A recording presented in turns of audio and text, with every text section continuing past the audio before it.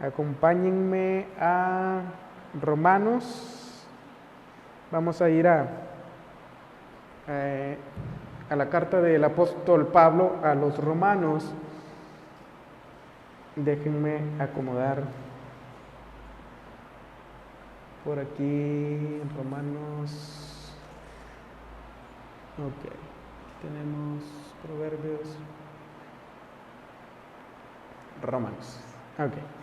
Bueno, hace 15 días estuvimos en el capítulo 9, ¿verdad? El final del capítulo 9. Y hoy vamos a iniciar un nuevo capítulo.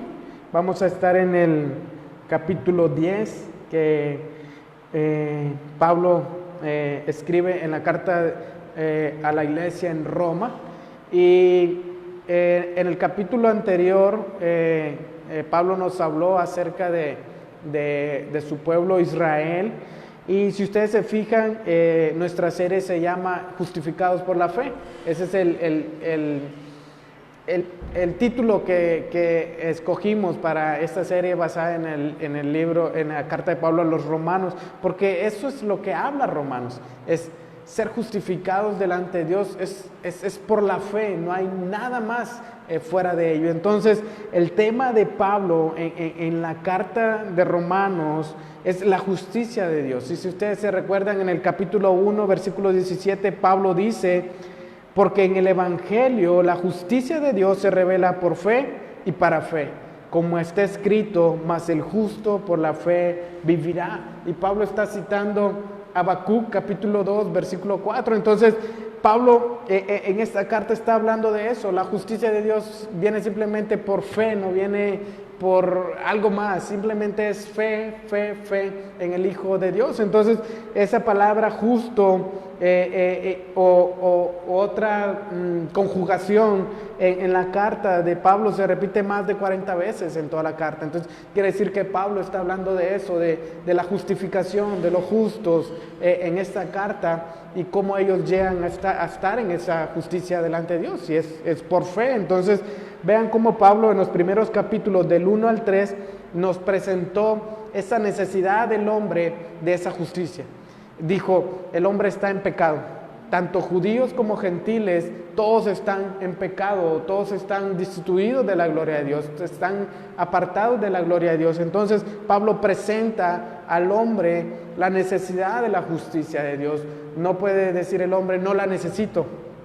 ¿Por qué? Porque Pablo argumentó que el hombre se encuentra en pecado, que el hombre ha ignorado al Señor, conociendo a Dios, se ha apartado de Él. El gentil, a través de lo creado, no le dio gloria a Dios. El judío, el que recibió el pacto, habiendo recibido los mandamientos, no le glorificó a Dios. Entonces, Pablo presenta eso, a necesidad de justicia en los primeros 3 capítulos. Luego del capítulo 4 al capítulo 8, Pablo habló de la provisión de Dios de justicia.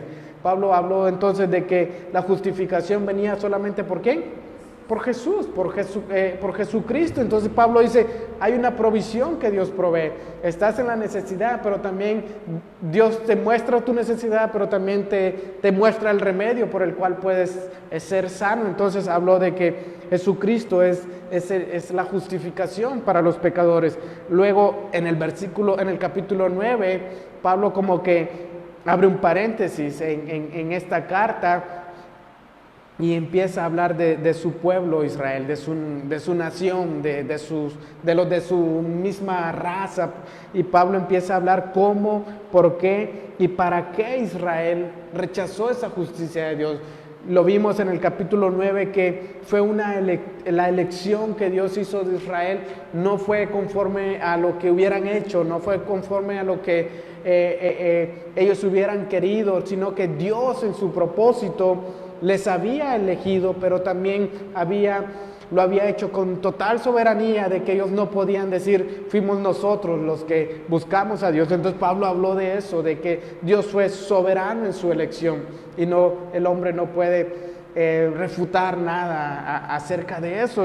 Ahora en el capítulo 10, Pablo nos va a hablar de el presente rechazo que Israel tiene hacia el Evangelio. En el capítulo 11 nos va a hablar de la redención futura que Israel tendrá en el futuro. Entonces Pablo abre como ese paréntesis, pero a la misma vez Pablo nos presenta una realidad, que nosotros fuimos encontrados por la gracia de Dios.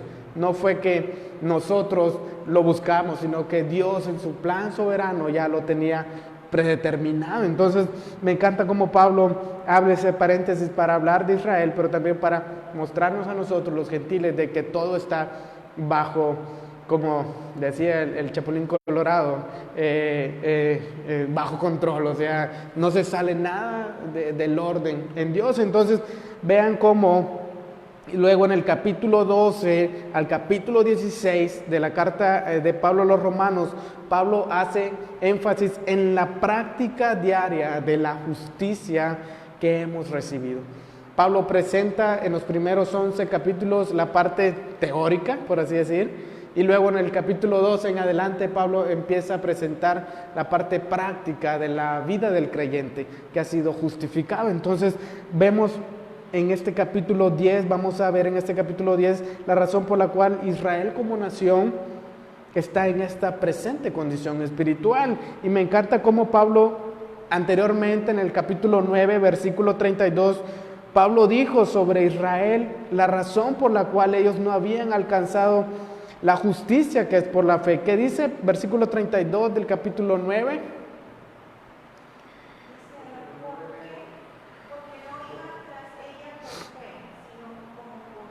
Amén. Amén. Vean la razón que dice Pablo. No iban por ellas, no iban tras ella por fe, sino como por obras. Vemos cómo Pablo menciona por qué Israel no alcanzó esa justicia que es por la fe, porque ellos iban tras ella como por obras, dice Pablo, iban persiguiendo las obras. Entonces vimos cómo Pablo utilizó la ilustración de una carrera, dice Pablo. Los que iban corriendo no la alcanzaron, pero los que no iban corriendo en esa carrera los alcanzó esa justicia que es por la fe. Entonces los primeros que ni siquiera en la carrera pensaban alcanzar la línea de meta, Pablo dice que ellos obtuvieron esa meta por su fe. Y los segundos, que es decir, los judíos que ponían todo su esfuerzo, ponían todo ese énfasis en cumplir la ley del Señor, bienvenidos, ponían todo ese esfuerzo en poder cumplir la ley de Dios. Ellos no pudieron alcanzar esa meta. ¿Por qué? Porque iban por las obras de la ley, no iban por la fe que pedía esa justicia de Dios. Entonces, vean, la ley no podía producir justicia. Entonces Pablo dice, los que iban tras ella no la alcanzaron y los que no iban tras ella la alcanzaron. Entonces Pablo estableció en el capítulo 9 al final que Israel no la alcanzó por esa razón. Y en este capítulo 10 Pablo va a explicar con mayor detalle por qué Israel se encuentra en ese rechazo al evangelio. Y vamos a ir al versículo 10 de Romanos. Vean lo que dice Pablo. Hermanos, el deseo de mi corazón y mi oración a Dios por ellos es ¿para qué? Para su salvación. Vean lo que está diciendo Pablo. En el capítulo 9 Pablo dice que hay vean cómo Pablo nuevamente nos recuerda lo que siente en su corazón. Hay un deseo. ¿Se recuerdan que en el capítulo 9 Pablo dijo que también sentía tristeza y dolor en su corazón, verdad? Entonces vean cómo Pablo nuevamente menciona algo que hay en su corazón. Y dice Pablo, hay un deseo en mi corazón, el deseo de mi corazón, pero dice, y mi oración a Dios por ellos es ¿para qué? Para su salvación. Vean cómo Pablo tiene esa tristeza, tiene ese dolor por los de su nación, por los judíos. Pablo deseaba, como lo dijo en el capítulo 9, ser maldito, si es posible, para que ellos pudieran conocer al Señor, para que ellos pudieran venir a Jesús. Y lo dijo de esa manera, como si fuera posible, sabiendo Pablo que no era posible que él diera su vida por ellos. Entonces me encanta cómo Pablo siente ese anhelo, siente ese deseo. Y como lo dijimos en el capítulo 9, los judíos fueron de los que persiguieron a Pablo hasta la muerte. ¿Se recuerdan? Aún los judíos querían matar a Pablo por predicar el evangelio. Pablo fue un perseguidor, ¿se recuerdan? Pero después Pablo vivió en carne propia esa misma persecución que él hacía. Entonces vean cómo hay un anhelo en Pablo, hay un deseo en su corazón. Pero vean, ese anhelo y ese corazón de Pablo no solo se quedó en eso, sino que pasó a ser, ¿qué? Una oración a Dios. Dice, hay un deseo en mi corazón y mi oración a Dios es para su salvación. Pablo desea que los de su raza, los de su nación, vengan a la salvación. Y me encanta lo que dice Isaías capítulo 62, versículo 11. Dice, el Señor ha proclamado hasta los confines de la tierra, digan a la hija de Sión, es decir, a Israel, tu salvación viene, su galardón está con él y delante de él su recompensa. Entonces me encanta cómo Isaías desde el Antiguo Testamento nos hablaba de la necesidad que Israel tenía de salvación de parte de Dios. Entonces Pablo está como haciendo eco de eso que Isaías, el profeta Isaías, ya había escrito en el Antiguo Testamento. Y Pablo dice, mi oración por ellos es para salvación. Y nos muestra cómo Israel, ¿qué necesita? Salvación. Israel necesita salvación, dice Pablo. Es cierto, tienen la ley, tienen los mandamientos, tienen los preceptos, sus padres, los patriarcas Abraham, Isaac y Jacob, sí, los tienen, qué bueno, pero necesitan salvación. No se trata de un pedigrí espiritual, no se trata de, no, necesita salvación. En el caso, yo creo que, Carlos, y creo que en mi caso también personal, no sé, Tali, no sé, hermana Adriana, no sé, nuestro hermano Lupe, pero nacimos en el Evangelio. Él me ha contado parte de su vida, cómo nació en el Evangelio, pero eso no nos hacía a un lado necesitar salvación. Necesitábamos salvación. Y Pablo está diciendo aquí, Israel también de la misma manera, al tener los mandamientos, los preceptos, necesita salvación. Han rechazado al Mesías. Entonces me encanta que como Pablo habla de que su deseo lo lleva a una práctica, a algo práctico, que es mi oración a Dios. A Israel le hubiera gustado una salvación política de parte de un Mesías, porque el imperio romano los estaba subyugando. Pero vean, ellos no sentían la necesidad de una salvación espiritual de su pecado. Ellos decían, queremos ser libertados de la opresión, del yugo romano, pero no decían, queremos ser libertados de nuestro pecado espiritual.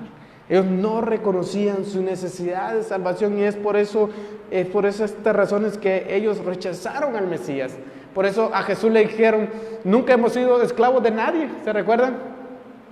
Dice, nunca hemos sido esclavos. Pues tenés a los romanos, nunca han sido esclavos.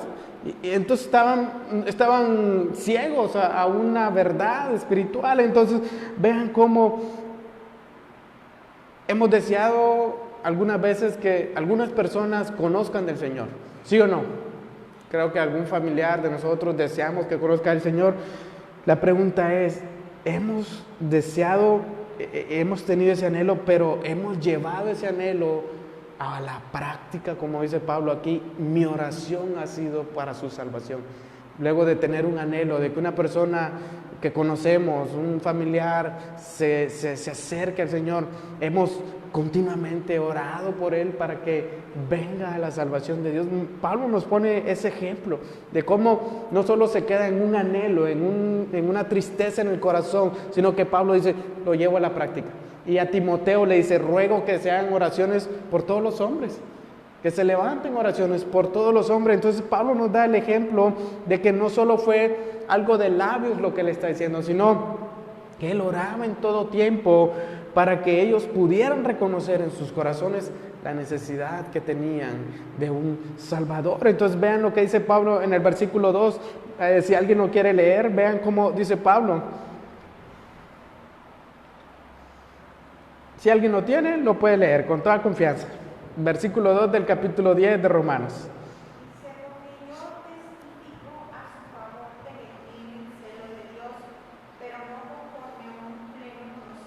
Amén. Vean lo que dice Pablo ahora, porque yo testifico a su favor que tienen celo de Dios, pero no conforme a un ¿qué?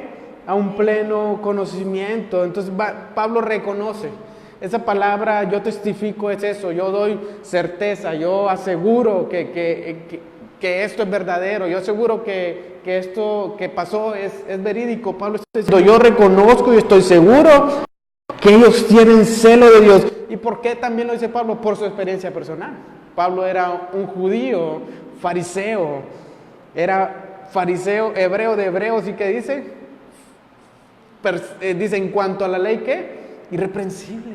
Entonces Pablo, en su experiencia personal, Pablo también puede decir, yo estuve de ese lado, yo estuve jugando con ese equipo, yo fui de eso, dice Pablo, y doy certeza de que tienen celo por Dios, tienen un celo por Dios. Y entonces el celo es bueno si se usa de buena manera, ¿sí o no? Tener un celo por hacer algo bueno y dedicarle tiempo y esforzarse eso, pero si se usa de manera equivocada también puede llevar a grandes errores, ¿no? El celo. Entonces me encanta cómo hay personas que tienen celo ciego en la política y que si le es rojo y le dicen es esto y lo otro y ahí se van. Un celo ciego en el deporte, no digamos, ¿verdad? Tu equipo pierde y sigue siendo el mejor del mundo, y aunque pierda campeonato tras campeonato, es un celo que es ciego. Entonces me encanta cómo Pablo dice, yo estuve de ese lado, yo tuve un celo de la misma manera. Entonces él está seguro que sus hermanos judíos tienen un celo por Dios, porque él mismo fue ejemplo de este celo. Y me encanta cómo Jesús ya había dicho que esto iba a pasar. Jesús ya había predicho que esto iba a pasar. Me encanta lo que dice Juan capítulo 16, versículo 2 y versículo 3. Vean lo que Jesús dijo: los expulsarán de las sinagogas, pero viene la hora cuando cualquiera que los mate pensará que así rinde un servicio a Dios. Y harán estas cosas porque no me han conocido ni al Padre ni a mí. Jesús ya había dicho que ese celo ciego no era un servicio a Dios. Simplemente era algo que se hacía sin conocimiento, como dice Pablo aquí. Dice Pablo, testifico que tienen celo, pero un celo no conforme a un pleno conocimiento. Ellos piensan que rinden servicio a Dios, pero están equivocados. Están errados en la forma en que lo hacen. Ya había testificado, ya había profetizado que esto iba a pasar. Los expulsarán de las sinagogas y cualquiera estará pensando que está en lo correcto, que rinde servicio a Dios de esta manera. Pero me encanta como Jesús dice, harán estas cosas, pero lo harán, pero no han conocido ni al Padre y ni me han conocido a mí. Entonces vean cómo a veces podemos estar en una congregación como cristianos, podemos estar aquí enfrente mismo en el púlpito con un instrumento, sirviendo, qué sé yo, haciendo un servicio a Dios, pero sin conocer al Padre, sin conocer a Jesús, creyendo que estamos rindiendo un servicio, teniendo un celo por Dios, y día tras día estando en la iglesia, en una religiosidad, pero en un celo nada más, pero no conforme al pleno conocimiento que Dios quiere que tengamos. Entonces vean cómo Pablo dice, yo estuve de ese lado, yo fui un hombre con celo. Entonces vean cómo Pablo aparece en el libro, en Hechos capítulo 8, cómo Pablo sale en Hechos y dice, pero Saulo hacía estragos en la iglesia, entrando de casa en casa y arrastrando a los hombres y a mujeres, los echaba en la cárcel. Dice Pablo, ese era mi celo, ese era el celo que Pablo tenía cuando era fariseo.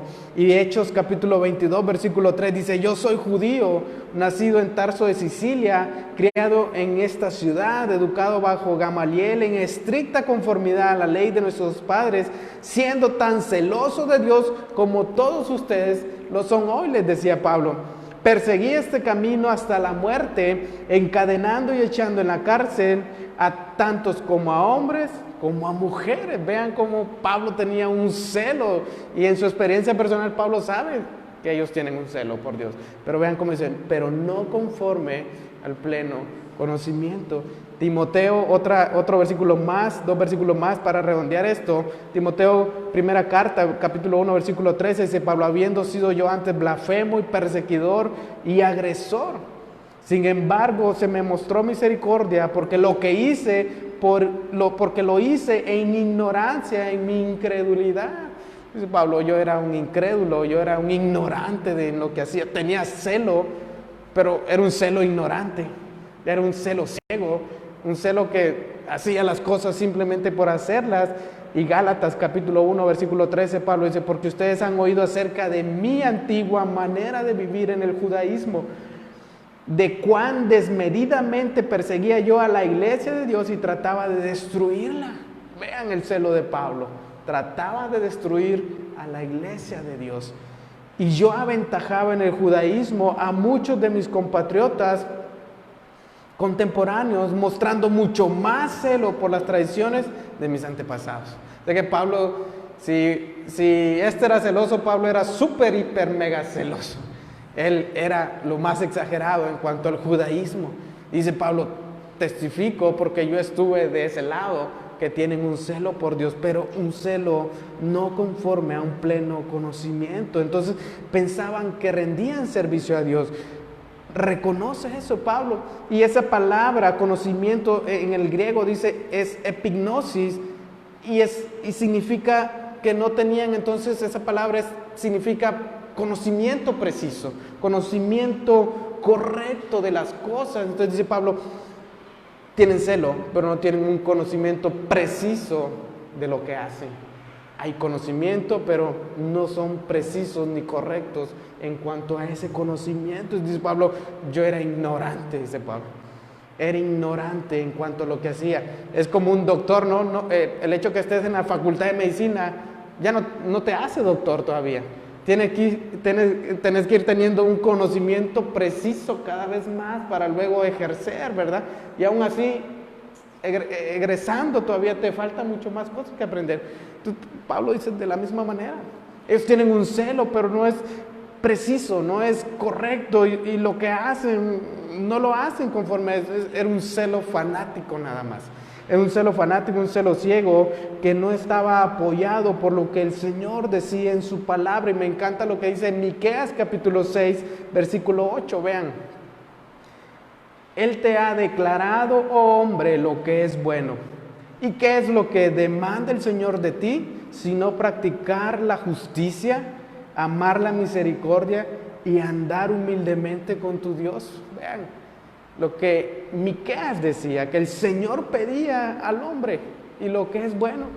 Entonces ellos se fueron al extremo de la ley, a practicar las obras de la ley. Por eso dice Pablo: corrían por obras, no por fe. Simplemente estaban haciendo las obras de la ley y no siguiendo la ley con fe. Entonces esta es una de las razones, hermanos, también por la que muchos cristianos